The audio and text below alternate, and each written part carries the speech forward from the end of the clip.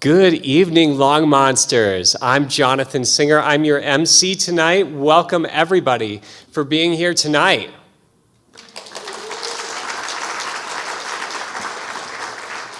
Now, I'm not entirely sure why they asked me to speak, but then I saw the giant 4x8 picture of Vic out in front, and they're like, who's this great-looking guy with no hair, thick glasses, and, I like to say Vic has the voice for radio, and I've got the face for radio, so I feel like this was the perfect timing.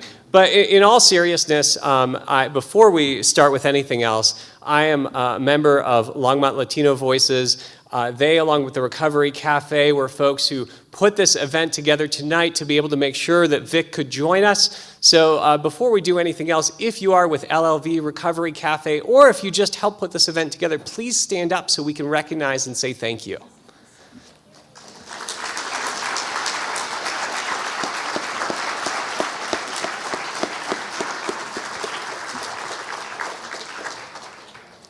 So I know that you're not here to listen to me, but this is what you get for the next 2 minutes. My job here, my honor, really, is to introduce Vic. For those of you who don't know this, I stole this off of Vic Sr.'s Facebook page. And for those of you who don't know Victor Sr., I'm going to be making a lot of Grateful Dead references tonight. And the first one I thought about is, Victor is a senior is a great friend of mine, and I thought about, friend of the devil is a friend of mine.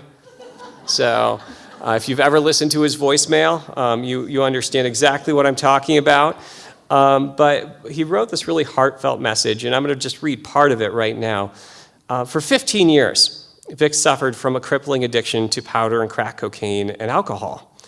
Vic's now been sober and in recovery since 2015. He's also host of the winning podcast, Back from Broken, about recovery and comeback stories here from Colorado Public Radio. A must-see and a must-hear, our son Vic, who has won prestigious Edward R. Murrow Awards 5 times out of the last 6 years, won dozens of other journalism awards nationally and in the Rocky Mountain region, as well as prestigious honors for his work in mental health and addiction recovery advocacy. Vic is also an affiliate journalist professor at his alma mater, Metropolitan State University, Denver. In 2020, just look this up, he was also named Colorado Media Person of the Year by the Public Relations Society of America. So when I thought about this, what I thought about actually is my first interaction with Vic. I was a lawmaker in the Colorado General Assembly, and I run into this bubbly person working for Colorado Hometown Weekly named Vic, and he's like, "Oh my gosh, I live in I come from Longmont too. What's going on up there?" And I'm like, "Well, it's changed a little. It's changed a little, but we still have a Main Street." And, we still have a few things up there that might look familiar. And, we would talk about capital work, not that much about what was going on in my hometown, our hometown, Longmont. And then I heard this story about his mother's tamales on Colorado Public Radio. If you hear this story about Christmas tamales, it is such an amazing slice of not only who Vic's family is, but what Longmont was and continues to be, is this welcoming, effervescent, cultural nexus point that people come together around food around. And this is not just my attempt to be able to get some of those tamales next year, but it was just such a heartwarming reminder of what this community has always been about. There's a saying also from the Grateful Dead, from touch of gray, that even with every silver lining, there's a touch of gray. And then I start to hear the touches of gray that we hear about with Vic's story, not only his struggle with addiction, not only the recovery, but also life goes on, life continues. We live on this pendulum, right? Whether it is cancer or murders or even unknown illnesses that turn into diabetes. Vic is a warrior. And even though those silver linings happen, we are ready for that touch of gray. That being said, I will close on this one thing. Vic and I were talking about, in the green room there, about The West Wing. I don't know if anyone here watched The West Wing, right? All right. So a few claps for The West Wing. It's now a historical reference. It happened, I talked to my students in college, and they're like, we don't remember when the Berlin Wall fell, Jonathan. So, but there's a story there about the chief of staff, the presidential chief of staff, Leo, is in recovery, and one of his staff members is struggling in the throes of addiction. And, Leo is not exactly what you'd characterize as a therapist, kind of, as some people might say, even on the podcast Back from Broken, you'll sometimes hear Vic say, this episode contains strong language. That person contains strong language as well. So a staff member is struggling with addiction, and he goes up to him and he says, okay, look, here's the story. A guy falls down the hole, and he's stuck there, and he yells up, get me out of this hole, get me out of this hole, right? And so a priest walks by, writes a prayer, throws it into the hole, says, don't worry, God will provide. Okay, so he's still in the hole, right? So he started yelling, I'm stuck in a hole. So a doctor walks by, writes a prescription, throws it into the hole.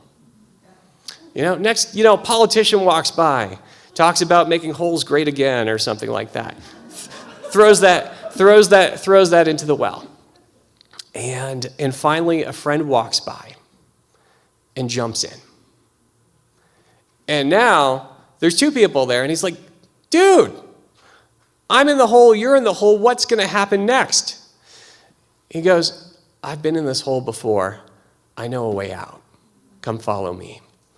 We've all got a friend in Vic after his podcast. If you didn't know it then, you know it now.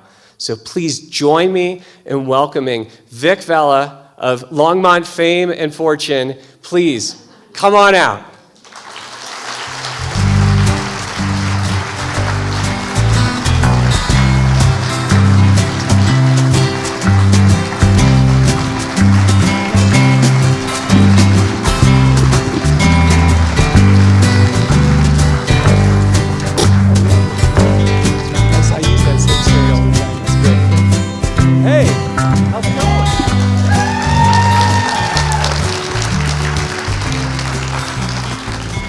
If you were expecting Deion Sanders tonight, he was going to open for me, but I chose Jonathan instead. So that's good. I don't know if you saw me. I always say a prayer before I take the stage because I do these things a lot. And I say the serenity prayer. It kind of gets me in the right. God, grant me the serenity to accept the things I cannot change, courage to change the things I can, and wisdom to know the difference, right? Which comes in handy during the Broncos season, right? Which we're not gonna, wow. They play the Bears? Like the two worst teams in all of football next Sunday. I think it's gonna be on the Cartoon Network now. But I don't wanna talk about reasons to make you wanna drink. We are here to talk about recovery. Do we have any Colorado Public Radio listeners and fans in the audience? Wow. I'm not going to ask you for money, I swear. The pledge drive does start this week, just so you know. You have been warned. I have nothing to do with it, I swear. That's literally how we make our money, though. When I'm on the air, you guys are used to hearing me introduce myself this way. This is Colorado Public Radio News. I'm Vic Vela. When I'm in other circles, I introduce myself this way. Hi, my name is Vic, and I'm a recovering drug addict. Today in this room, I'm introducing myself this way. Hi, my name is Vic, and I'm a proud native of Longmont, Colorado.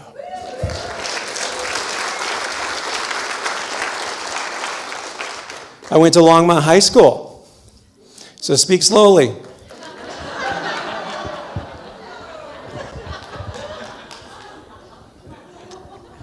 Longmont's finest. I'm here because I'm only here because I said, about 9 years ago, 8.5 years ago now. 3 words that saved my life. I need help.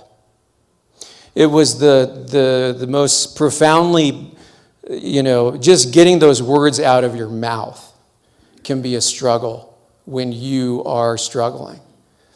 But when I said it, it was like a weight was lifted. It's like all this stuff I didn't have to carry around, all this pain from childhood, all these struggles through life and relationships, sexuality stuff, all the drinking, all the heavy drugs, all the overdoses, the ambulance trips, the pure desolation, the insatiable appetite for drugs and alcohol that we're going to talk about tonight. All of a sudden, it's like, wow, I know I have a long road, but I just said the thing that I know is going to get me on the right path. Is just admitting that I have a problem and I just need some help. And any one of you who has done that should be enormously proud of yourselves, because it is the most courageous thing a person can do. And it's the only reason why I'm standing here tonight. I should have been a goner a long time ago. I don't know. I have more lives than a cat. But as I learned in my recovery, and I'm really grateful to learn this, is that your problems don't start when you're consuming drugs and alcohol to excess, right? When you're drinking so much to the point where you're hiding bottles in the garage, or hiding them in your shed, or literally digging holes in the backyard. I have been to meetings where people about digging holes full of vodka to hide from their spouses. That absolutely happens. Or you are on your hands and knees on a carpet just like this, looking for that last crack rock or that last piece of crystal meth that you dropped, and that's the last one. And and you're probably smoking carpet fibers, but it looks like drugs, so I'm going to smoke it anyway, right? These are the things that we do when we are hitting rock bottom. And those are some of the things that I'll talk about tonight, because I've been there. But here's the important takeaway. The number one takeaway during some of these things where I'm going to talk about, it could get kind of heavy. 1, I'm here because I'm alive and I got help. 2, we can recover. That is the bottom line. There's so many sad stories out there, and there are terrible statistics about drugs and alcohol, and we see that all the time on the news. But I am standing here today to tell you that we can recover. And also, it's okay to laugh. Please laugh at me. I swear to God, laughing is the only reason another reason why I'm alive today is because, you learn that humor is medicine, laughter is medicine.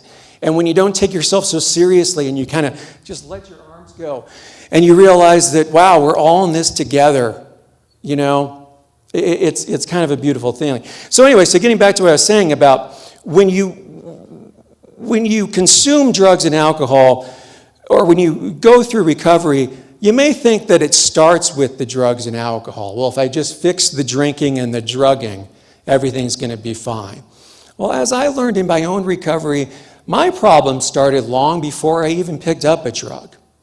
I through the heavy drug use and the drinking, I was self-medicating a lot of pain.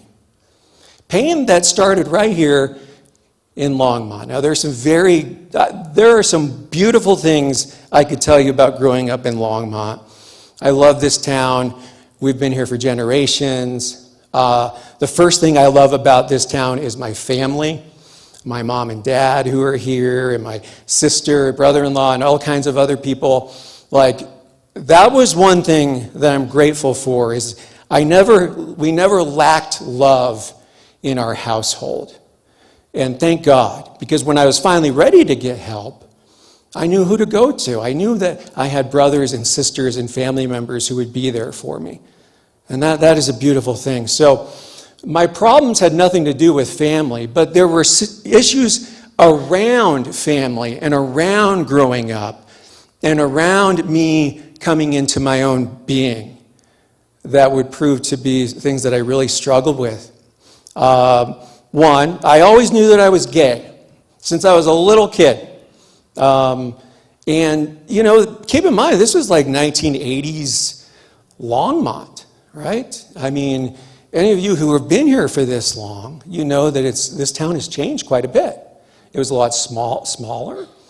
It was certainly more conservative in terms of social aspects. All of Colorado was, right? When you're an elementary school kid, or you're a junior high school kid, or you're a high school kid, I couldn't imagine being out of the closet. Like, that's just not something that wasn't even an option, all right? That was hard. And then we had issues like my family struggled financially. That was hard. My dad is the greatest man I've ever known, who is the most generous spirit. He will give you the shirt off his back. He is a wonderful, wonderful force. He had his own struggles with drinking that caused some pain in the household. So when you're this kid and you see that, like, you know, your friends are going skiing, it's Colorado, hello, but you can't afford to go. You don't know what skiing is, right?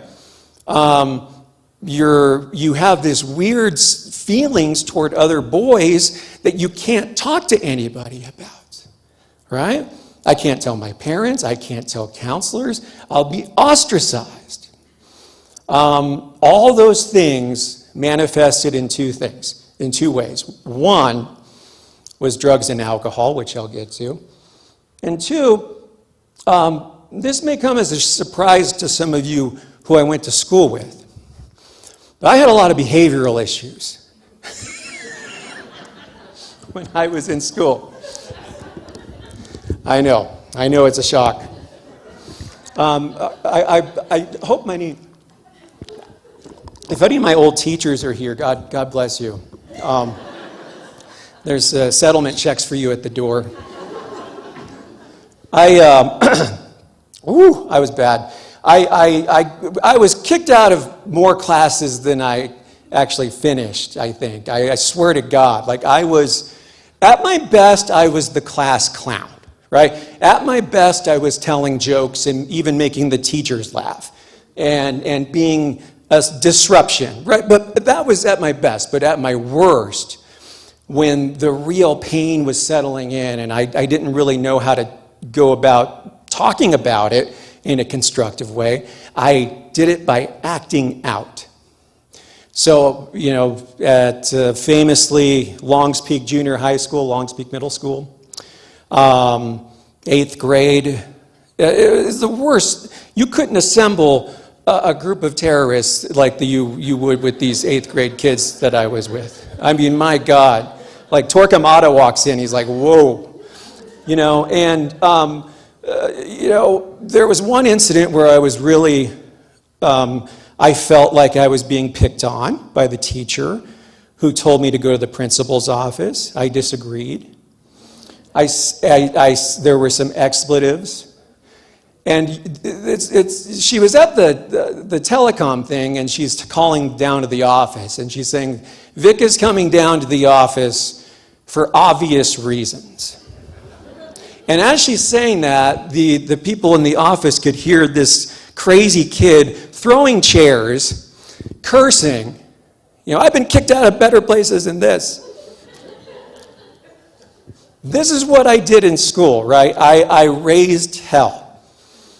But it was destructive. And that's really hard when you're dealing with all these pent-up sexual frustrations, and you're dealing with just the everyday things that teenagers go through, right? And then you're dealing with behavioral issues, and you don't know how to talk to anyone. The only way I knew how to escape was through drugs and alcohol. And when I had that first shot of tequila, and when I smoked that first joint, or when I first took my first hit of acid or first, mushrooms, and I'm listening to the Grateful Dead, and I'm watching the patterns dance on the ceiling in my friend's bedroom, and I'm thinking, where has this been my whole life? This is nice. There's no pain. I'm comfortably numb, right? And that's the beautiful elixir of drugs and alcohol. It's the music man. It calls to you. You need this. You absolutely need this. I know. Listen, you're about to have some pain. You go through a bad breakup. You know, your team lost in the Super Bowl. Someone cuts you off in traffic, right? Your boss is a jerk. Let's reach for that drink. Let's reach for that drug. Everything's better. And there's nothing wrong with it until you get to the point where that's how you have to live. And for me, it got to the point where I had to consume just to stay on my feet. So that's where a lot of it started. And right here in Longmont, I barely graduated high school. I mean, the administrators, I got sent to the principal's office. I cursed at the principal. They suspended me for the rest of my senior year.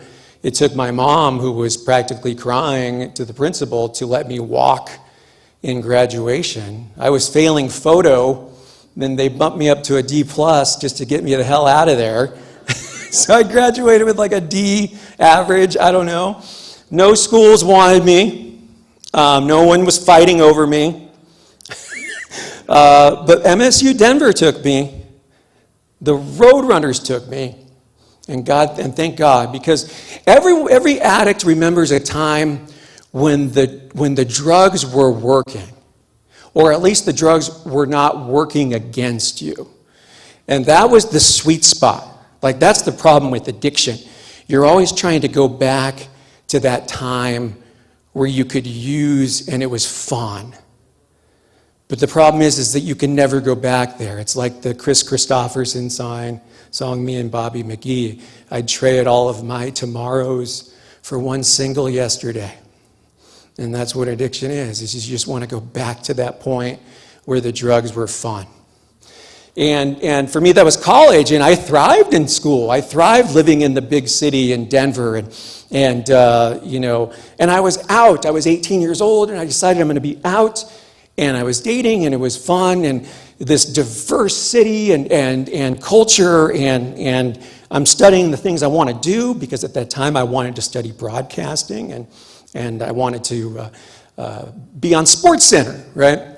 And I was doing all those things, and I was getting great grades. As in a matter of fact, when I graduated in 2000, I was hired right out of college as a sports anchor for an NBC affiliate in Texas.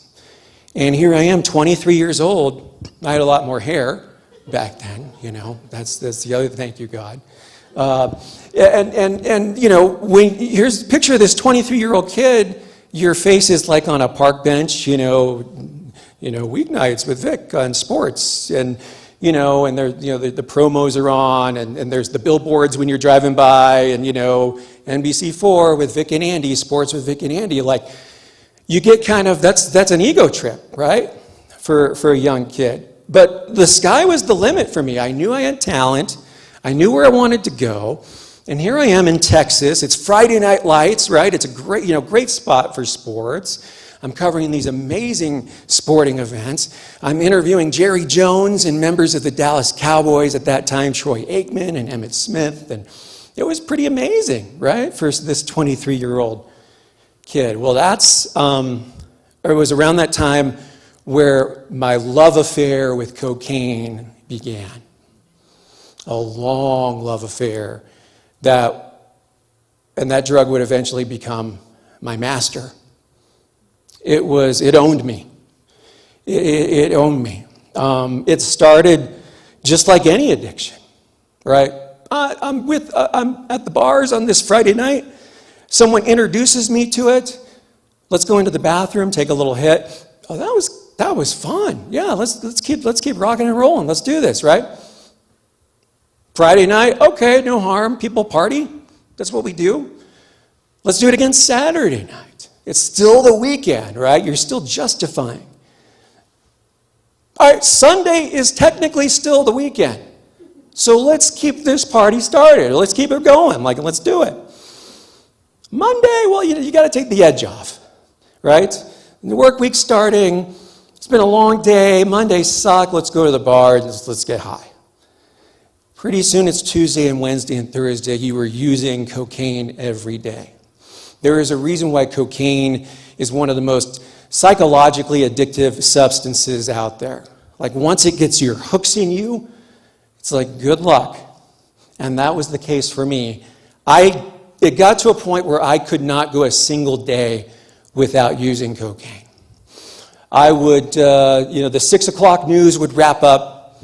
I'd go have dinner, which was usually a liquid dinner, right? Some booze. Come back to the station, write up my 10 o'clock sportscast. Go at 10 o'clock into the powder room, adjust my tie, put on my makeup, and do some lines of cocaine off the sink. And then go on the air, and hey, it's Vic, and the Dallas Cowboys still suck, and yada, yada, yada. And they do, by the way. That was me, every night. And it was a blast, because guess what? Drugs are a blast. Otherwise, people wouldn't do them. I'm not going to stand up here and say drugs are boring. Drugs are a blast before they cause problems. That's the problem. The other problem with drugs is that they always run out. And that's another huge problem. And addiction is sinister. You think you're having this great time, but meanwhile, things are falling apart a little bit around you, and it's subtle at first. Like, I can get away with cocaine, spoiler alert, is not cheap. Like, it costs a lot of money when you do it every day. And when you're a small market TV guy, you're not getting paid $1 million a year. So at first, I'm asking the landlord, give me an extra week to pay the rent, because I just did a bunch of blow. Then you're kicking down the can, this credit card bill, it's only $25, big deal, right? It's like this avalanche that eventually is waiting for you. So the financial ruin starts. Then it starts affecting your personality. Because when you did as much cocaine as I did, and you drank as much as I did, I'm not sleeping that much. So I'm going to work irritable.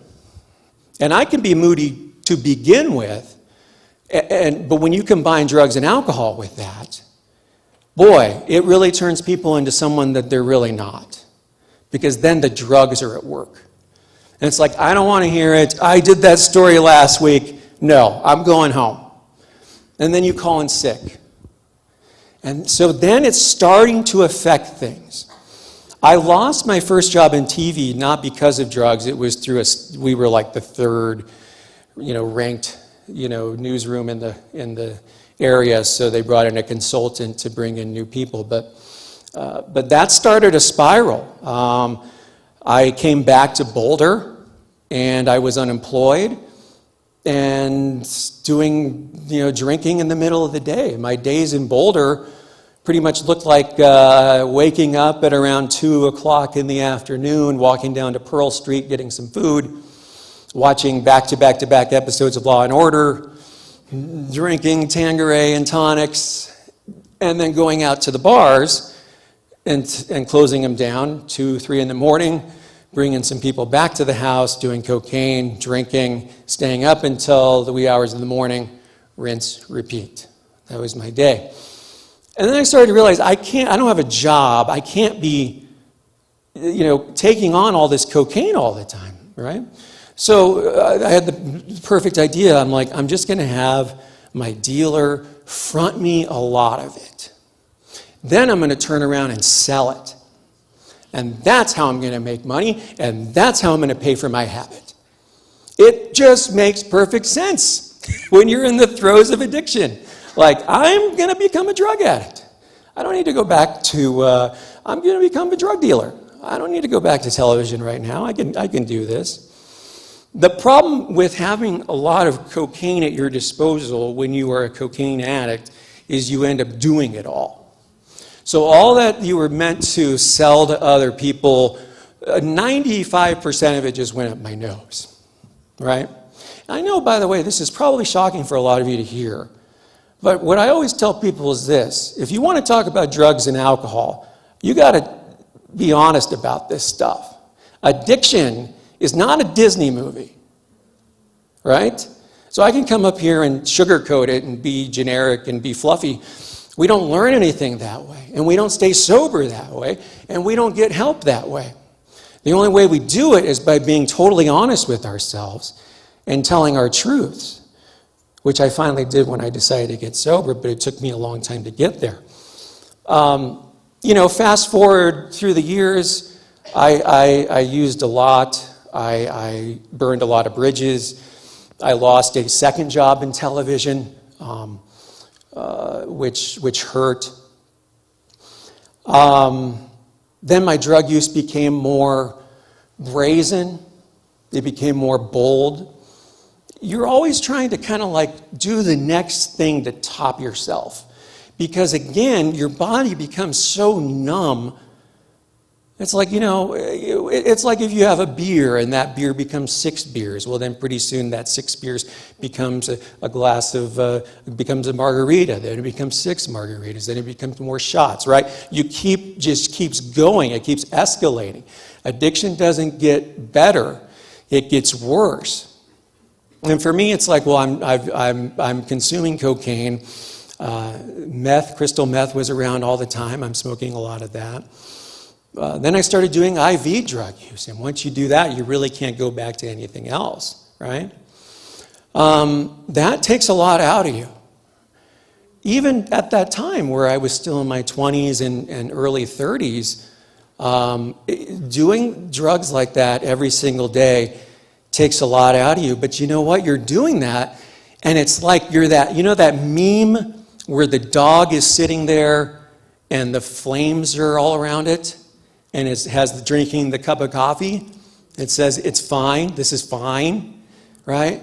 That's kind of what it is. Like when you haven't admitted that you have a problem, your whole life is blowing up around you, but you're like, I don't have a problem. I just interviewed a Dallas Cowboy, right?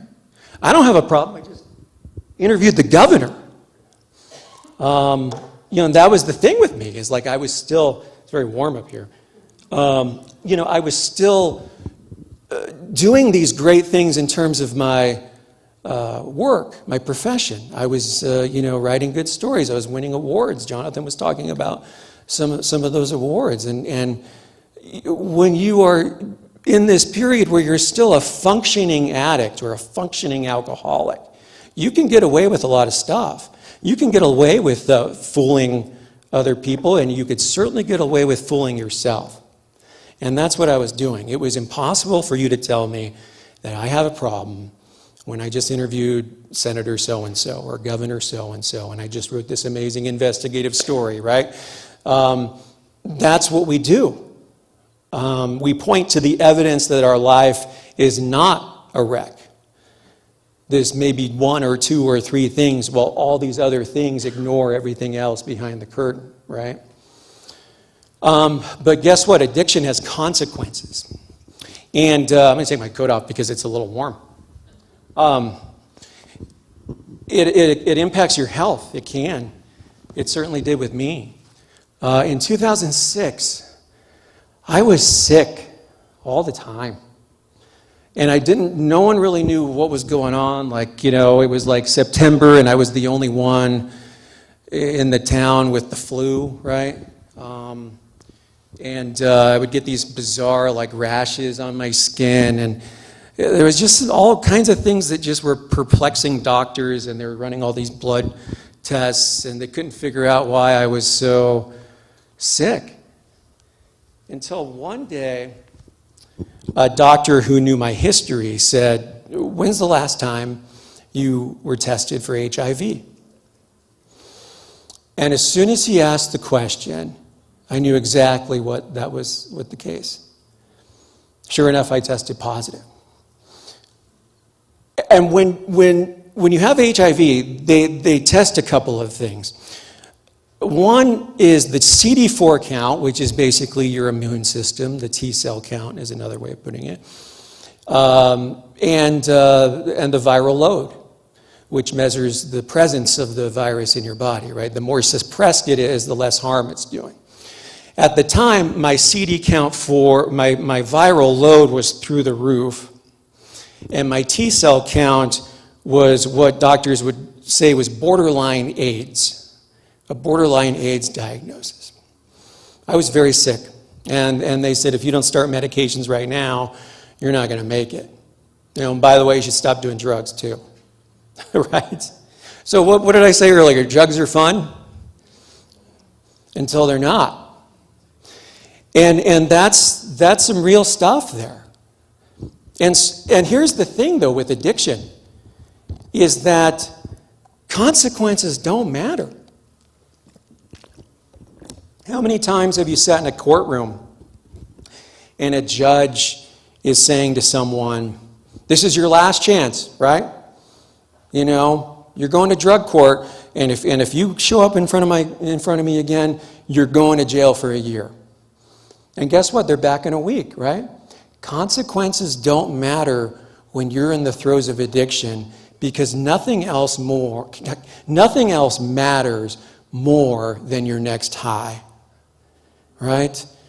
Nothing will get through to me. And, you know, when you are literally planning a weekly budget around buying drugs, everything else will come in second, including food, including medicine, right?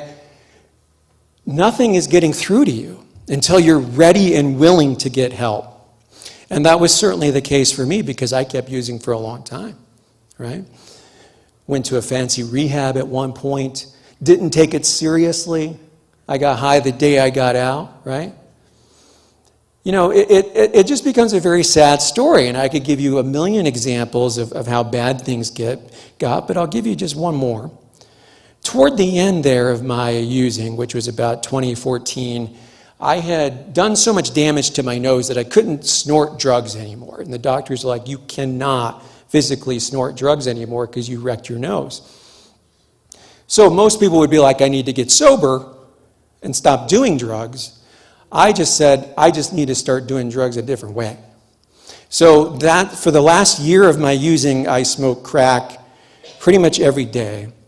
And at this point, I was a member of the Capitol Press Corps, right? So I had access to the governor. I'm covering these huge legislative hearings involving gun control bills and election reform and all these important things, the yearly budget that lawmakers hammer out. I'm covering that while at the same time walking across the street, across Colfax, ducking behind an alley, behind a dumpster, where I hide a little Ziploc baggie of my crack pipe. And I get behind the dumpster, look around, make sure no one's looking, and in my suit and tie, mind you, and smoke crack. And I do that every hour. And then go inside and go do my work, right? There was a time where I was combining a lot of different drugs. When you combine uppers with downers, it gets very scary. If you don't get the combination right, it can be deadly. So when you combine, say, cocaine and meth with downers, say like Valium or opioids, that's how a lot of people overdose. And there were a couple times where I woke up in the back of an ambulance, fell asleep, woke up in a hospital. I don't remember much of it, other than I'm overdosing on drugs. What are you doing? At some point, though, there comes a time where you are just sick and tired of being sick and tired, right? And for me, that came in January of 2015. It was a pretty sad scene. Like, you paint a scene of a really sad room. It was like I was sitting there. I'd been up for 3 days. I hadn't, slept in forever. I was just finished my last crack rock. I had ran out of drugs. I didn't have any more money. I had ran out of people to call for money for the drugs, right? And I'm sitting there at 3 a.m, and my dog is laying next to me, and I'm petting him, and I'm listening to really sad music on my phone and in my earbuds. And I asked myself a very important question. Are you really going to do this again tomorrow? Are you really going to do this again tomorrow? Because guess what? When you get to a point of a living hell, your life just pretty much becomes waking up in damage control. You wake up and it's like, oh, first of all, what day is it? What time is it? Who is this person next to me? What room am I in? Once you get that stuff figured out, it's like, oh, I just spent all my rent money at the bar. What am I going to do? Oh, it's 11 a.m. I was supposed to be at work at 8. What am I going to do? You are already in damage control, and your day hasn't even started. And so I said, am I going to really do this again tomorrow? There was a person who I met during a previous attempt to get sober. It didn't last very long. Maybe a week or so. I went to Cocaine Anonymous. And I still had his number. His name was Rob. He was also a crack cocaine addict who had been in recovery for a long time. And he attempted to become my sponsor, but I wasn't ready to get sober at the time. I still had his number in my phone. It's like 3, 4 in the morning. I'm like, you know what? I have nothing to lose. And so I dialed the number, right? Now, mind you, he could have been asleep. He could have not had this number anymore. Any number of things could have happened, but instead I called and he answered at 3 in the morning. And the words out of his mouth were, "Hey, Vic, how's it going?" And I told him, Rob, can you take me to a meeting tomorrow? And he did. He picked me up, 9 a.m. He had an orange waiting for me on the dashboard because he figured I hadn't had anything nutritious in a long time, which he was right. And I sat in that meeting, and I stood up, and I said, my name is Vic, and I've been sober for less than a day. And everyone clapped. And that was January 25th of 2015. And I've been sober ever since.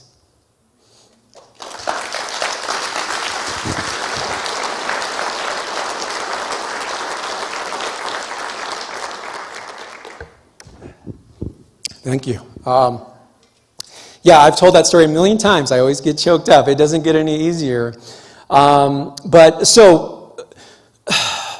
Addiction is really, really, really hard.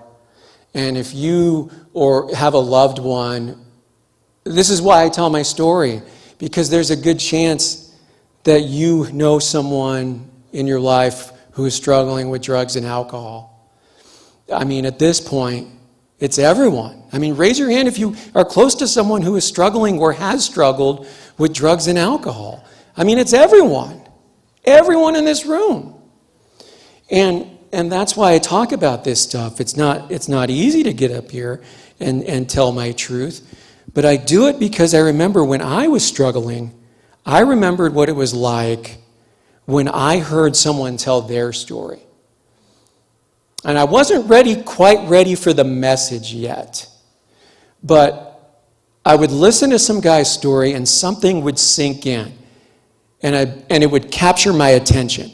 And maybe just like one sentence. And I'm like, wow, that guy is going through or went through the exact same thing that I went through. Or that I'm going through.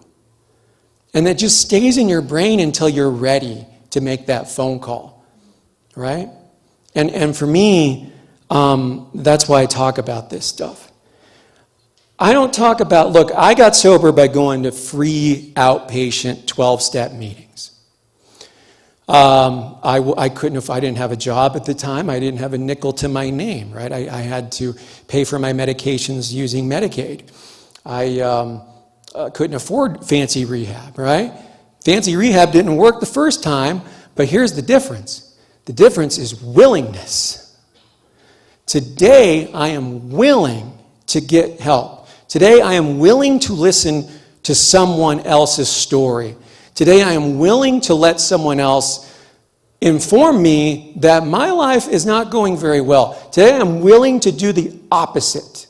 It's like the Seinfeld episode. You remember the Seinfeld episode where George, poor George, right? Like, George,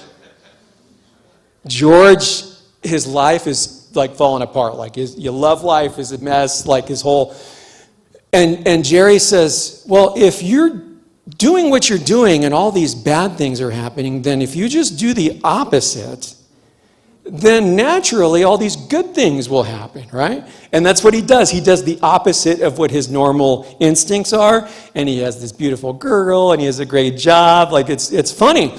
But I literally just said, I'm going to do the opposite of what the music man is telling me to do. So instead of at 10 o'clock in the morning, I go to my neighborhood bar and have a Bloody Mary, I am going to the 10 o'clock meeting. Right? I am, instead of walking past the bar I'm going to see if any of my friends are in there just to say hi, right? And then pretty soon you're pulled into the bar. Instead of walking by the bar, I go out of my way to walk an extra block so I don't see the bar. Instead of not listening to people when they say go to a meeting every day, I'm going to listen to what they're saying, and I'm going to go to a meeting every day, and I'm going to share every day, and I'm going to listen every day, and pray every day. It's like, you really want me to pray? Like, you're talking, like, growing up in the 80s, the televangelists who were telling me I was going to hell, right? I am not, because you equate, because again, you put these walls up, your brain just wants to go get high. And it will come up with any justification. See, Vic, they're tricking you into religion. You're going to go to church. You don't want to do that. Let's go to the bar, right? I'm just going to do what they say. No, this isn't about religion. It's not about, just say a prayer when you're in the shower or you go to bed. And it became like I would say a prayer at night, force my way through it. God, grant me the serenity to accept, yada, yada, yada. I feel so stupid saying it out loud. Right? And then a couple weeks later, I'm saying prayers every day. God, I have this tough assignment at work, I got to go to this meeting, and I had to do this and that and that. Pretty soon, I'm having full-on conversations with I don't even know who I'm talking to. Right? Is it God? Is it a higher power? Whatever it is, what's the other word for it? Fake it till you make it. And pretty soon, I start to believe this stuff. And everyone's like, is there such a thing as God? Is there such a thing as a higher power? It's like, I really don't give a damn. Like, the point is that my life got immeasurably better once I came to believe in a power greater than myself. That, to me, is enough evidence. And when I started not, I instead, nobody wants to set up the chairs or put the coffee out in the meeting. I did it. They told me to do it. I'll do it. Willingness. You could put a recovery center on every block in America and make it free and state-of-the-art, and that's beautiful, and we need those, right? But it doesn't matter if you're not willing to get help. Willingness matters. And that's why I'm still here, is because I was willing to go to free meetings every day and share my story and become friends with people. That's the other thing, is community. I can't do this alone. I had to reach out to friends. Hey, you're a Broncos fan too? So am I. Can we watch some games together? Because usually when I watch sports, I'm at the bar and getting drunk, and it's a trigger, right? You had to change the rituals. We all have rituals in our lives. And for me, it was like, as soon as game day, you roll out of bed, you get the Bloody Marys going, then the cocaine starts flowing. By 2 o'clock, you're hammered. You're cursing at the Broncos, because they lost 70-20, right? And I'm still not over it.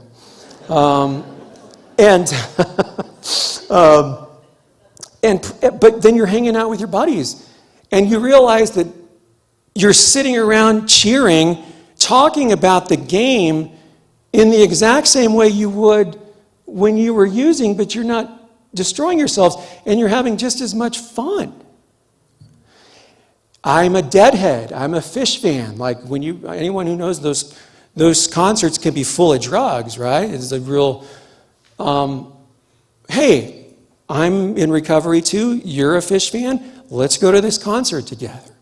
And you have this little cocoon of sober buddies while tens of thousands of people are getting high and drunk around you.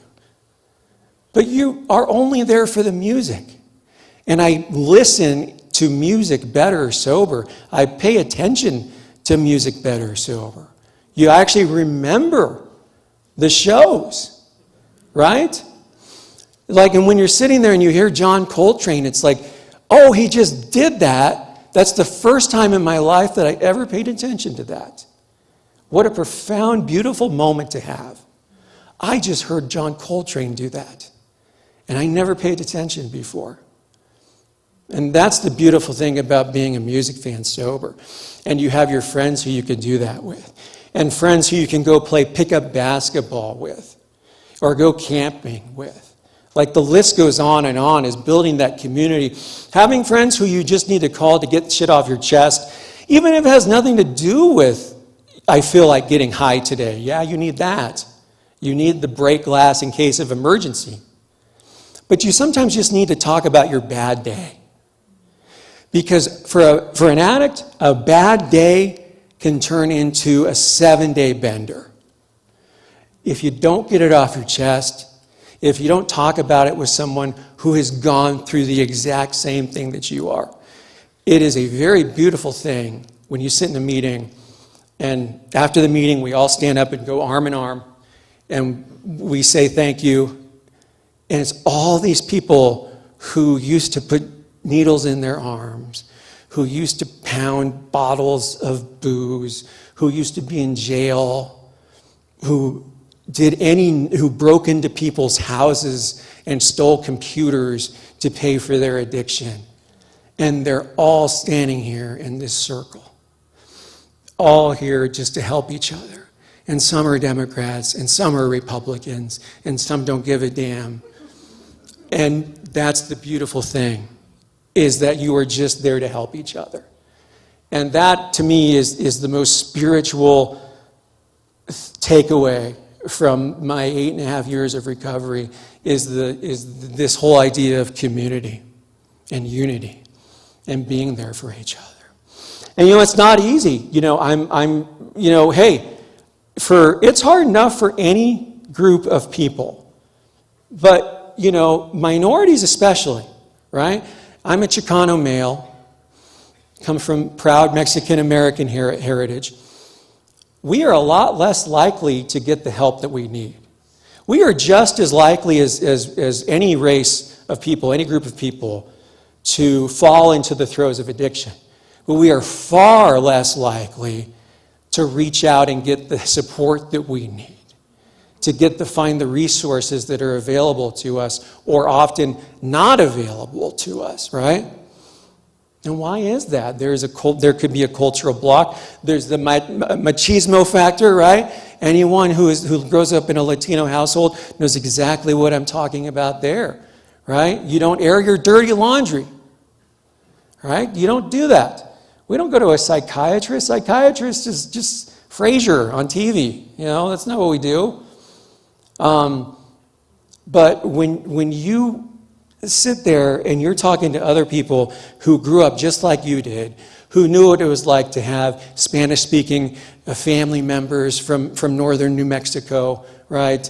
And the New Mexican Spanish that they spoke, and you can share that commonality with other people who know what that's like and what it's like growing up in that culture of waking up with tamales and tortillas and green chili, right? We can get help just like anyone else can. There's a reason why I host the show Back from Broken. And that's so that people can see that we are all the same, essentially.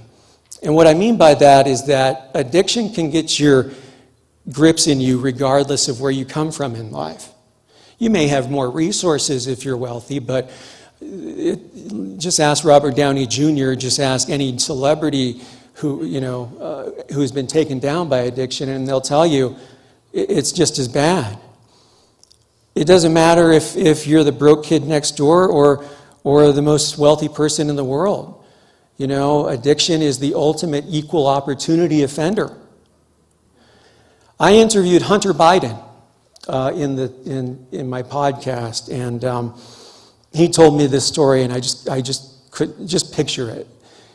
He was addicted to drugs and alcohol, and I know he's been in the news. We're not going to get into the politics, but he was heavily addicted to drugs and alcohol. His family staged an intervention for him around Thanksgiving. He wasn't aware of it. He showed up. His mom and dad and other family members are there. They're like, Hunter, you need help.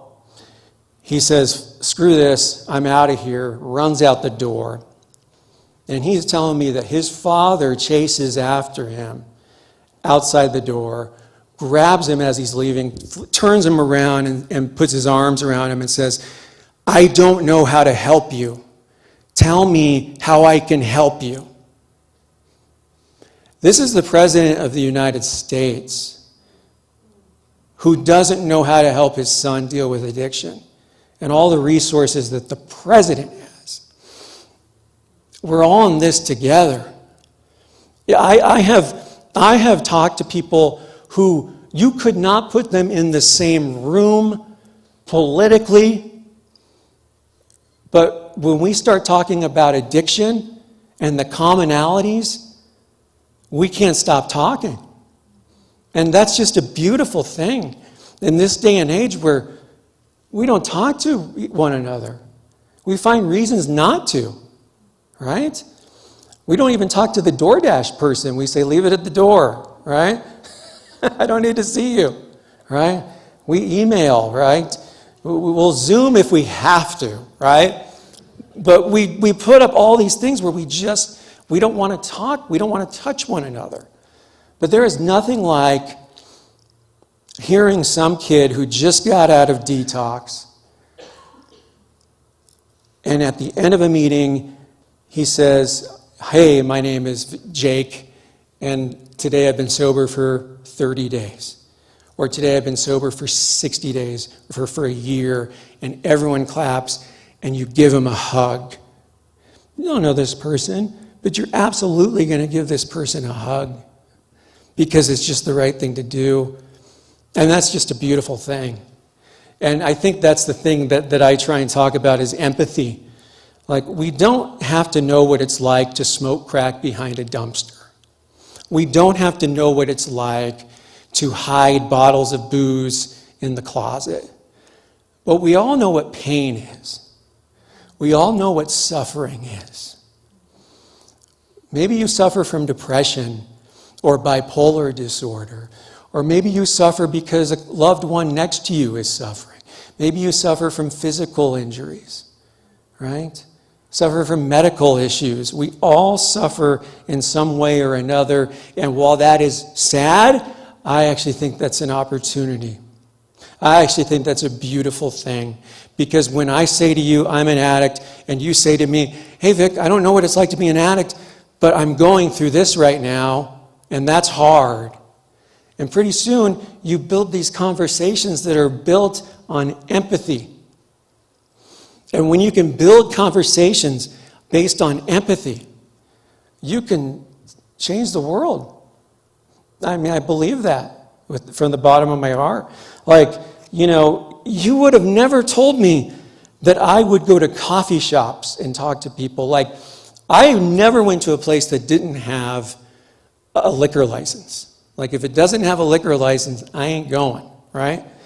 Now I'm going to coffee shops and having sober meetings with sponsors or people I'm sponsoring, right? You think that you can't do it because when you are in the throes of it, it is hell. But when you hear that voice calling out and you hear someone's story and you realize that you can actually do it, and then after 8.5 years, you have absolutely no craving for drugs and alcohol and no desire to use it right now at all, it blows my mind. Like, I just went through some pretty heavy health issues recently, and I stayed sober through it because I knew that if I got high, it would just make matters worse, right? You know, it used to be that all we would want to do is touch the hot stove. Now we just recoil from it because we know what that stove is going to do to us. Addiction is giving up everything for one thing. Recovery is giving up one thing for everything. And we can recover. I absolutely mean that. I love coming back to Longmont and sharing my story because I'm proud to be a Longmont. You're born and raised Longmont native. Graduate from Longmont High School, barely. But I did graduate. There is documentation. And to look out into this crowd, I see a lot of familiar faces. There's some family. There's some friends of friends.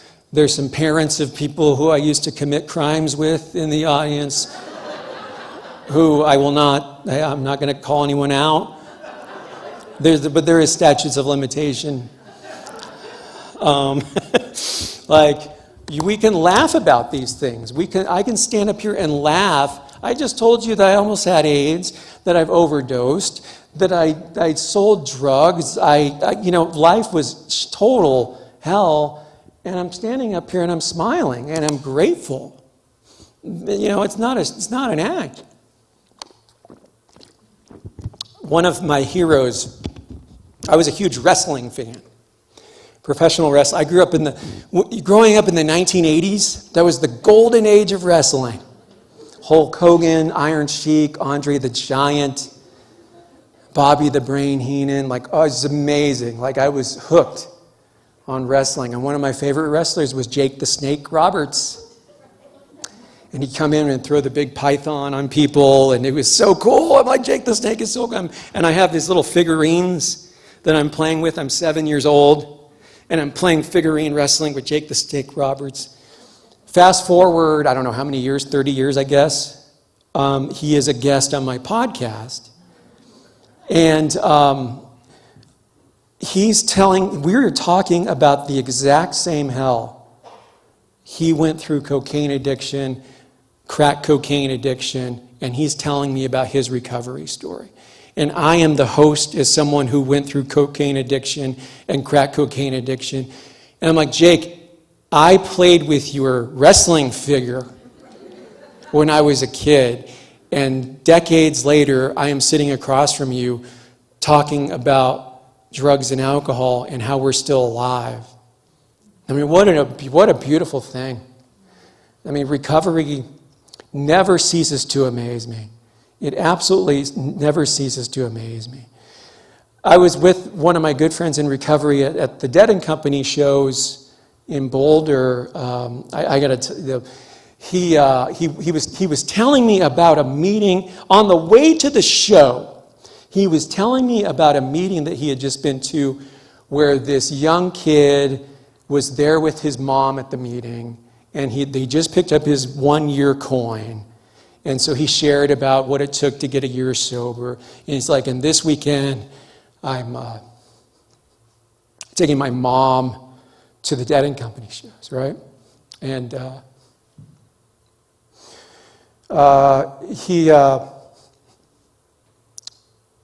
they ended up, they were right next to us at the show. And it was, these things, they happen. And when I tear up, it's a beautiful thing. You're not crying because you're sad. You're crying because you can't believe how beautiful it is. That's a really nice place to be. You know, I just take things one day at a time. And there is a reason why that is the oldest cliche of all cliches, right? Let's take it one day at a time. It is, for some people, it may become a throwaway line. But for me, it's how I live. When you are like 7 days sober, or you're some kid at his first meeting, you cannot imagine being sober for a year. You can't imagine being sober for a day. So, and that's the thing, that you put up so many walls, like, well, I should get sober, but I have this Super Bowl party coming up, or my brother's wedding is coming up, and how am I going to stay sober for that? And then 2 months from now is my birthday, and we're probably going to want to party, right? Well, you're already doomed. All you should care about right now is today. Just worry about staying sober today. And that's what I tell everyone, and guess what? I've been sober for 8.5 years because I've done it one day at a time. It's not like I woke up one day and like, I'm going to be sober for 8.5 years. No. I took it one step at a time, one day at a time. And it's not easy. And taking a moral inventory and taking ownership, I tell people that part of recovery is having compassion for yourself for the things that you went through, but then also taking personal responsibility for the things that you went through and that you put others through. Part of the recovery process is making amends to people. And sometimes that's really hard, to sit across from someone who you have caused harm. Sit across from someone who you stole something from, or who you cheated on, or you lied to, or put through some sort of pain because of your addiction. That's not an easy thing. One of my partners, I put him through hell. Like, I was so terrible to him. And I finally got a chance. I was so nervous. I talked to my sponsor. I'm like, I don't know how I'm going to sit across from this guy. I don't know how I can do it. I'm really scared. You know, he's probably going to yell at me, right? And I told him my story. I said, Tony, after this happened, this is where my life went, and I got the help I needed, and I'm really sorry. And he started crying, and he told me about his life. The guy who he dated after we broke up, they were partners for many, many years. And he was telling me that his partner had just recently overdosed and passed away. And we're sitting there, and now I'm listening to him as he's crying, talking about his partner dying.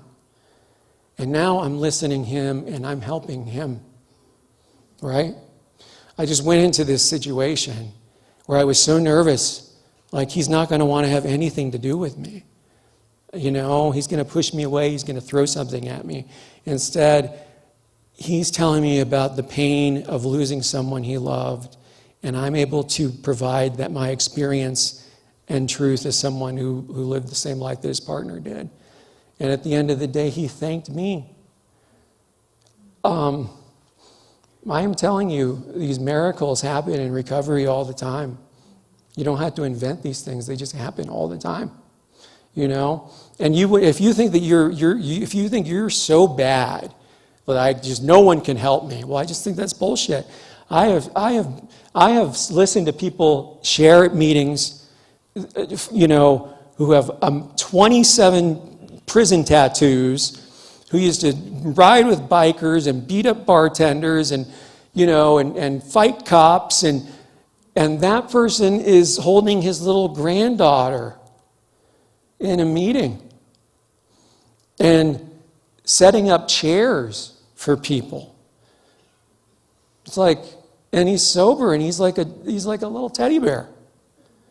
It's like, if that guy can get help, you can absolutely get help. We can recover. And Jonathan, thank you for your intro, because I also, you know, the Grateful Dead have words to live by for me, and for me it is the mantra, we will get by, and we will survive. I firmly believe that.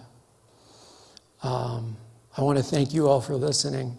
Thank you for being here, and may all beings be free from suffering. Thank you.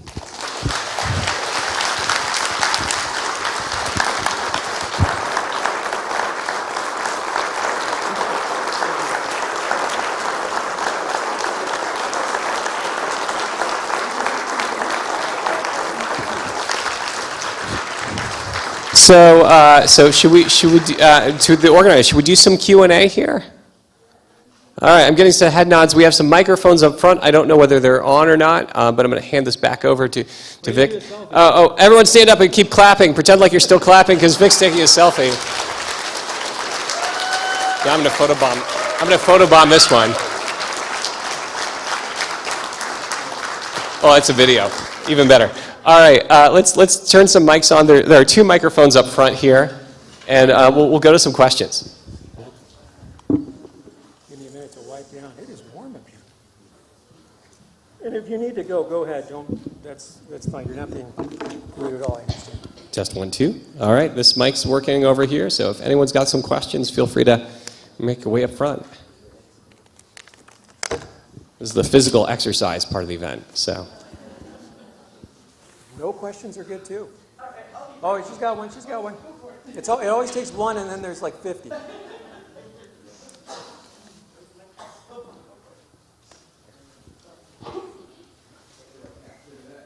Go ahead. Great. Thank you, Jonathan. Vic, Cap Bradley Bennett. First of all, I love Back from Broken. Thank you. I've told my friends, you can't Thank listen you. to this without a box of Kleenex, am I right? Also, for those of us that look forward to listening to Weekend Morning Edition every weekend, you bring the best music to the table. Thank you. I appreciate that. So my question is this. I had this question I was going to ask, have you sponsored others? Obviously, yes. Would you care to share, just as much as you feel comfortable sharing, a really tough case that you have sponsored? You know, the thing about sponsoring, and this is probably the best way to answer it, is that you have to go into it knowing that you're going to feel like a failure more times than not.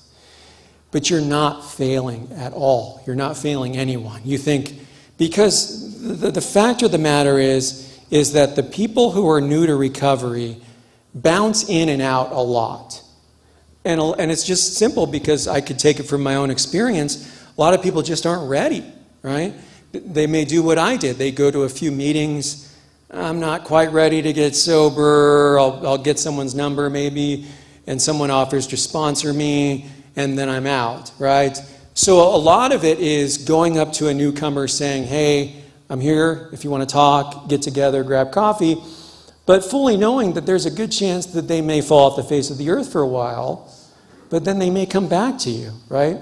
What I tell people, we say in the rooms are a place, the program is a program of attraction, not promotion.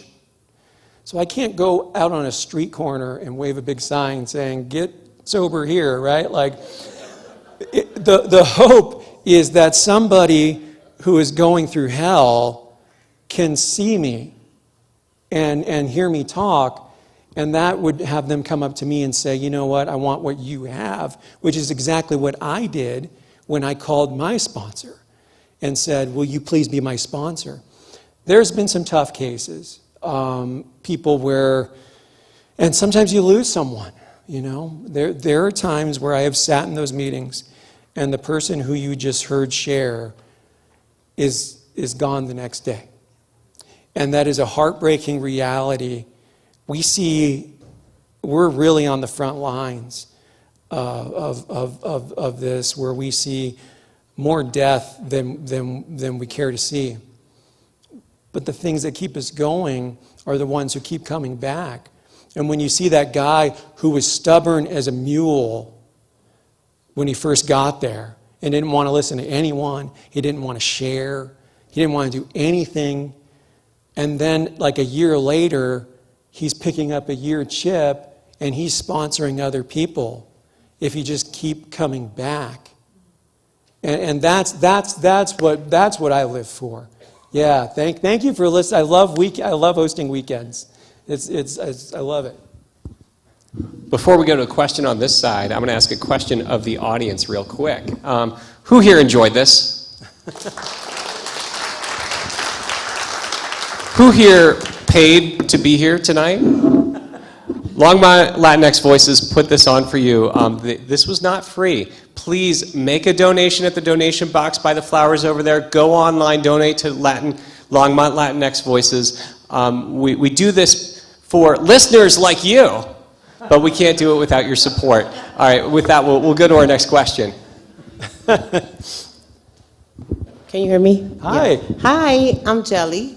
I don't have a question, but I wanted to tell you something about the wharf rats. Okay, sure. That I'm hanging out with all the time. Yeah. So in 2015, so you got sober January, right? Yes. Of 2015. Did you go to Chicago for the I Fare did. Thee Well? No, you didn't. Yes. I want to rub that in your face right now. You went.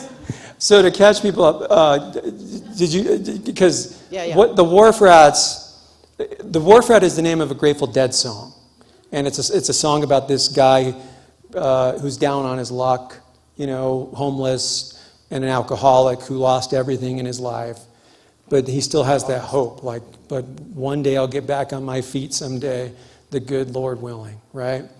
And in the 1980s, a group of sober deadheads created a group called the Wharf Rats that go to concerts, and they have like a little stand, and they have yellow candy, balloons and candy. Yellow balloons. And it's basically just And women half set. Yes, and it's just deadheads who are sober, and oftentimes in recovery, who are there for each other at concerts, because like I mentioned earlier, there can be a lot of heavy drugs at these shows, right? Yeah, and so, yeah. So I wanted to tell you that I really appreciated that. Not because I grew up listening to the Dead, because I did not. I am from New York City. We don't do that. But my partner, who is in the program too, was a Deadhead when he came in. And because of sober goers, I'm really short, so I'm kind of going like this. Because of people that got sober and were deadheads and got him, it was a guy with like a dead shirt with with a steely or something. He saw him at a meeting and he followed them, and he got like 12 years now. So I just love that I'm so mad that he wasn't here to hear all his songs, which now I heard all of them that last 9 minutes, all the Grateful Dead songs. And the way we got into that concert, I just want to tell this quick little story because it was good for the whole sober community. We had to draw. It was a raffle. You had to draw like a best picture. So we got like my brother and everybody to draw us, and we got free tickets to go to Chicago to Soldier Field. And we were in the front row. And that was the first time that Weir and Kreutzmann and Hart and all them dudes were together, and Phil Lesh. I was in the front row. I was sober 5 years already at the time. It was phenomenal. So thank you for bringing that back. Oh, man. Thank you. Yeah, that's what I'm talking about. I hear that all the time. People in recovery.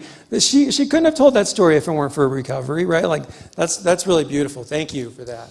Hi, my name is Amy Weinstein. Hi, Amy. And my son's father is still an addict, and our relationship fell apart about 4 years into our relationship.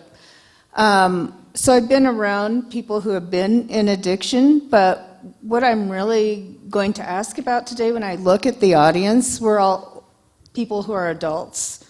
But what can we do for young people? You said the background of your addiction started as a young person, and I don't see any young people in this audience, so I'm wondering how we reach people when they're young, when they're dealing with life's, issues, and then it leads to a lifetime of addiction. That's such an important question, and if we had the answer to that, right, we wouldn't be here. I think young people, I talked about, obviously I had a tough childhood and such, but young people have unique challenges these days than a lot of us grew up with, right? Like, I didn't have Facebook or Twitter when I was, thank God, God knows what would be floating out there on the internet. But there were no camera phones. We didn't have cell phones. Nowadays, the young kids and the social media and like the struggle and the mental health around that in itself is tough. And then the other things that young people had to struggle with growing up in a world of climate change, right? Like there's so many underlying things that are unique to younger generations before we even talk about drugs and alcohol, right? And so those are some of the things that can feed drugs and alcohol. And I know young people can really feel forgotten. I do think there is one common denominator that is intergenerational, and that's universal, and that's compassion and love. And I'm not saying that to be cheesy or dismissive. I mean it sincerely, because when my friends and family all worried about me, and they all worried about me, the common refrain was, we are worried about you, but we love you, and we want to get you help because we love you, right? We don't want to get you help to get you in trouble. We don't want to get you help to punish you. We want to get you help and support you because we love you. At the time, I wasn't ready to hear those messages. But what they did, it sort of went into a mental bank account for the time when I was actually willing to get help and I was ready to get help. And then I remembered, I have all these people who love me. And now is the time where I can finally say, okay, you've been saying for a long time that you love me. I need help. Can you help me? Reminding people that they're not alone, reminding people that they're loved can really do a lot. I had a nurse ask me a similar question, like when people, because nurses and doctors in ER rooms see the worst of addiction, right? People coming in, overdosing like I did. Like, what are we supposed to do? I'm like, that person may be like me, and as soon as they sober up, they get right back on the horse. Or that might be the time they get better. But when you show compassion and you call them by their first name instead of a patient, and when you say people love you and there's hope and resources available to you, that goes a long way. And but that's a really important question, and I'm so glad you asked it. Could I just ask a Yeah, follow-up? yeah. Do you know if there are AA meetings in middle school and high schools? Or could there be? That is boy, I don't. So it's complicated because there's anonymity issues, right, within 12-step communities where there are traditions. Like I sometimes had to skirt around talking about 12-step and try not to be too specific because I don't want to say A or CA too much because of traditions. There is a school of thought that if there were more options available to people at younger ages, that if they saw people in those communities, in sober communities, that might be available as a resource early on, I think is what you're getting at. There might be something to it. I don't know what the answer is, but I mean, that's a great question. Yeah. I don't know, like a lot of people will ask specific questions around how do we do this or how do we do that. Policymakers like Jonathan struggle with that at the Capitol. Like how do we maximize resources? How do we get people the help they need? I just try and, too many times when we ask those important questions, we can get frustrated over the lack of resources and the lack of answers. And when that happens, I try to step in and say, I'm just here to say, we can get help. Like if you really are struggling and you are willing to get help, we can point you in the right direction there. But thank you for your question. Thank you, and thank you for the whole evening. It was thank fabulous. you. Thank you. Hi. Well, thank you so much. My name's Elena, and I love listening to your podcast and when I can listen to you. And also in response to the lady that just asked, there's a wonderful program out of Boulder called Natural Highs, and they specifically work with youth. And I'm coming to do natural highs too. Oh, that's And great. natural teens. Yes, so Thank so you. please listen, and it's wonderful that you were able to recover just from 12-step meetings, because I've had so many friends that have tried to, recover in all kinds of ways. But Natural Highs is really wonderful. I kind of volunteer with them some, and she can talk more about it. I'm a Spanish interpreter, and then we have monthly Zoom things, presentations, but she does a lot of work in middle schools and in high schools with the kids, providing natural alternatives, and I'd love to invite you to learn more about it and thank participate, you. because telling your story would be great. Thank you so much for your bravery and your honesty, and yeah. Well, thank you for what you do. Thank you, because that's important too. Like the beautiful thing is there are so many different outlets of recovery nowadays than there were in the 1930s, where all there was maybe AA. Nowadays, there's like smart recovery. There's Buddhist-based recovery. There's other types of recovery. Whatever ways you do it, or if it's sort of a la carte kind of thing. Like, that's the beautiful thing, is that there's more. There's medication-assisted treatment, right, which is important. We have learned so much about the disease of addiction since the 1930s that there's a lot of ways to combat it now. Yeah, a lot of different ways for people to get help. Yeah, thank you for what you do. So I don't know if you recognize me, Vic, but me and Vic went to high school together, and Scott. Really cool to see you 30 years later. Awesome to be able to share in some of the same stories.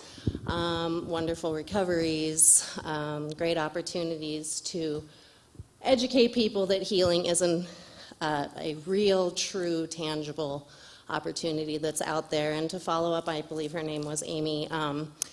The woman who spearheaded Natural Highs' name is Avani Dilger, and she does what's called Natural Highs and teaches us about the brain chemistry and all of what Mother Nature provided for us with our neurotransmitters naturally, that the human need for growth has changed into unfortunate substances.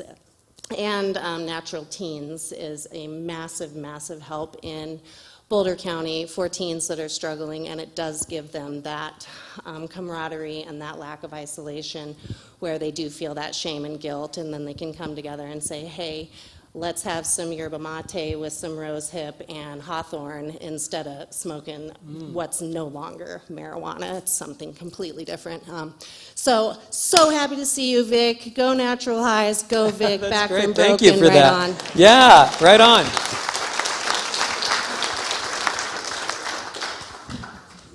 Hey, Vic. Hey. My name's Chris, and thank you so much for coming out and speaking. Yeah. And all your advocacy work. So my question is, I heard you talk about it a couple times, but I wonder if you could speak on like the importance of community in recovery, and also like what do you say to like a new sponsee or a newcomer who's like, I'm just gonna tough this out and do it on my own. I'm just tough it out. So I'd wish him luck. I think that's noble, and I think I don't want to take anything away from what they want to do. But at the same time, I tell them I have never met a single person who has done this all by themselves. I mean, there's a whole reason why I started this whole talk by saying, what started me on this journey was saying the 3 words that saved my life: I need help. And by definition of saying I need help means that you don't got this. You can't do this alone. I think that and you know what? And sometimes that it's a different definition for other people. Like, if they're not comfortable sharing in groups with strangers about recovery and doing the warm and fuzzy hug kind of stuff and the meetings, I understand that. But as long as there's people in their life who can support them, and people who in their lives who they don't have to worry about getting drunk around, right? Like, you can't go back to your friends who are getting drunk every night and using every night. But one of the beautiful things about my friends is that I still have friends who they'll go out and drink, And when they go to a ball game with me or something like that, they just won't drink, right? And so having friends like that, who may not necessarily be in recovery, but recovery friendly, recovery adjacent in my case, is really, really helpful. I would tell the newcomer that you may feel like that right now, and that's okay. Whatever it takes for you to stay sober today, I'm going to be okay with. But as you grow in recovery, I think you'll find that people will organically start to spread themselves out and spread their wings, so to speak. That's always been that's always been what I've seen. And so what I always tell people is like, you may feel like this now, but just allow yourself to have willingness. And so if someone befriends you at a meeting and says, hey, let's go to this coffee shop and talk, can we go, I have tickets to the Broncos game, let's go see the Nuggets or something. Be open-minded to that, because that's a whole other universe available opening out for you. Yeah, that's a great question, though. Yeah, thanks, man. Hey, Vic. Hi. My name is Sylvia. I'm an alcoholic, and I've been sober 34 years. All right. Okay. Yeah, just saying. Okay, no. I loved everything you had to say, but for two things for the people who talked about the young people. So there's ICIPA, which is International Conference of Young People in AA. Also, we have Full Circle, which is in Denver, just coming to Boulder now, and that's for teens who want an alternative to, socialization and groups and getting together and doing things. So that's really cool. But I'm a mother of an addict, too. So I got to make a pitch for parent Al-Anon meetings. So for those of you, Al-Anon is for friends and family. Yes. But us parents, there's 75 online meetings. There's one here in Boulder at the Alano Club, which is our clubhouse, and it's Sunday mornings at 10:30. It's hybrid, all are welcome. But this is a family disease, and everybody plays a part. When you even me, when I was sober many, many years, and I had to get my kid at 16 years old through those doors of treatment, it was very humbling. So, I don't want people to think, what can I do? Yeah. I'm not ripping his room up enough. I'm not doing this enough. I'm not loving. It's a disease, and it really affects everyone in the family. Everyone plays a part in the disease, and everyone plays a part in the recovery. Oh, thank you for saying that. 34 years. When you get up here and talk, there's a lot of things that you want to mention, but then you forget. And one of the things that has been a godsend has been Al-Anon. Because I can't imagine what it's like for you, because you got to feel so frustrated. It's like, I just want to show my son or daughter the same door I went through, right? I have the answer, it's right here. But to know that that's such a humbling experience. But to know that there is a place where moms and dads and brothers and sisters or whatever can sit around in a circle and talk about those issues that are unique to having a loved one who's still using and suffering is a beautiful resource, and that's another free resource, our Al-Anon meetings. Thank you so much for talking about that. Yeah. All right, let's do two more questions. So no pressure, because yours is not the last question. All right. Hey, Vic, my name's Mike. Hey, Mike. I'm pretty new to recovery myself. All right. I have two questions. First, where do I listen to your podcast? Are you on Spotify or? Oh, yeah, wherever you get your, Back from Broken, Spotify, Apple Podcasts. All right, perfect. Yeah. I'll look that up. I just got a sponsor, not the most traditional way that most people do. But, so I'm going to start going through the steps and everything. What should I expect? I'm really excited to start, Yeah. But I don't know what to expect really, because it's just like this whole wide ocean of I don't know what to do. Yeah. Well, first of all, congratulations. Thank you. Can I ask you? And I don't want to put you on the spot. It's okay if you're not comfortable. Like, what's your poison? But how long have you been? Alcohol. Okay. Yeah. Well, that'll do it. Yeah. That'll do it. Yeah. Well, if you stick around, I'm happy to talk to you. Okay. First and foremost, and what to expect is to expect the unexpected. When I talked about doing the opposite of things, I really meant that. Man, when you are at the bars every night and you're shutting down the bars and you're shutting down parties, and you're partying till 3 in the morning or whatever, and you're living that lifestyle, and all of a sudden that comes to a screeching halt because you have to get help now, right? And hopefully you're willing and ready to get help now, is putting faith into the program by allowing it to take its own pace, right? So a lot of people, they're so gung-ho and they're excited and they're on a pink cloud. It's like, yes, let's go through all the steps right now so I could get better and make amends and, go sponsor someone else, and you've only been sober for like 2 days, right? It's like allowing yourself to just taking that ride one step at a time. There is a reason why they call it one step at a time, and there's a reason why those steps are in order, right? The first one is we have to admit that we have a problem and that we need help, and then it goes on and on and on. But if you ever get stuck on something, is to give yourself a break and realize that that's okay. If you wake up one day and you're in a shitty mood and you don't feel like being at this meeting and you don't feel like doing the work and you just want to go to the damn bar, it is totally 100% okay to have those thoughts, because we are absolutely human. And that's how we are honest with ourselves. But we also have to be honest about those things and say, call when your sponsor's checking in on you, I am having a bad day and I'm thinking about going to the bar today. There is nothing wrong, and in fact, you should be proud when you say that, because that's how we get better, that's how we get through it. It's when we don't share those things with our friends in recovery, when we start hiding those feelings from friends in recovery, where we're really doomed.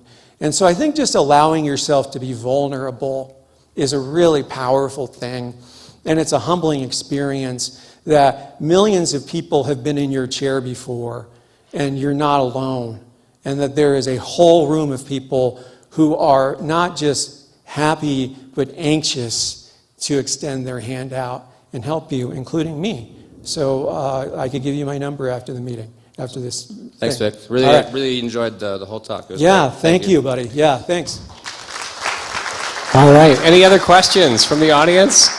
Going once, going twice. I'll just have a quick response for the audience. Usually, I want to see questions, not words that hopefully the speaker agrees with.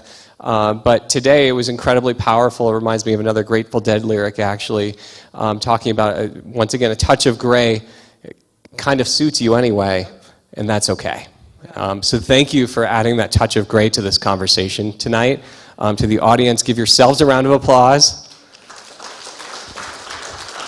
And I guess I want to recognize Congressman Negus's office. Erica Bloom is here, so thank you for having our federal delegation here. Thank you for joining us.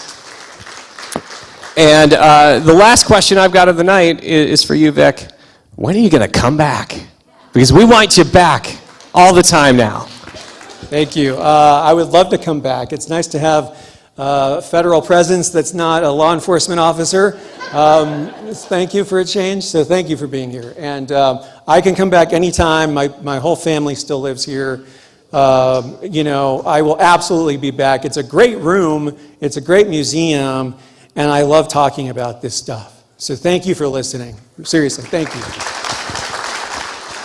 All right, folks, on behalf of Longmont Latinx voters, Recovery Cafe, we do have to be out of here in 10 minutes. Otherwise, I think there's some fees or fines associated, and you've already heard about our federal delegation being here. So they will not ticket you, but we look forward to seeing you out in the lobby. Have a great night.